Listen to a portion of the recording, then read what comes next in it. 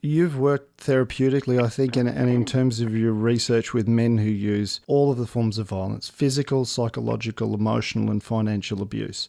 And I just wondered what you discovered about those men. Yeah, look, what I discovered about those men is that I think there's a proportion of those men that could be invited to go on a journey to change their attitudes and their behaviors.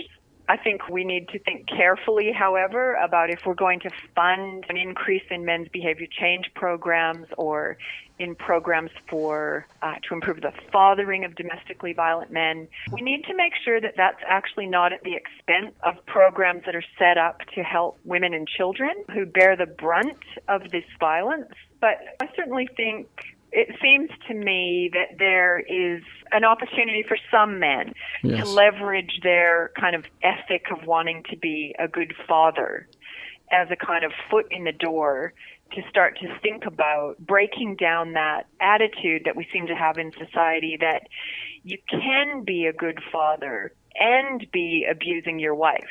You know, I think that we need to have some programs that really challenge that belief system and really get men who use violence to think about, well, what kind of father do you want to be? How do your children see you? What needs to change in order to be an ethical, responsible man?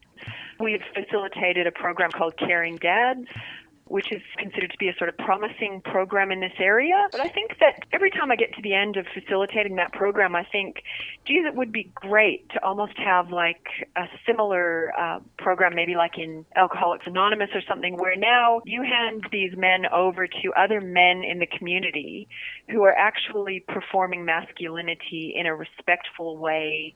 They're being like generative parents who are caring and nurturing, loving, respectful to their children and their partners.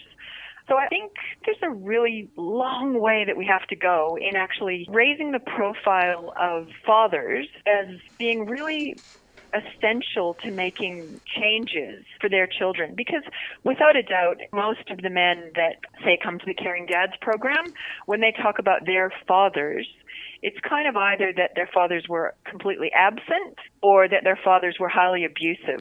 We know from the research that a vast majority of men who end up in prison are often in single-parent homes with their mother and have very, very intermittent male role models, essentially, don't we?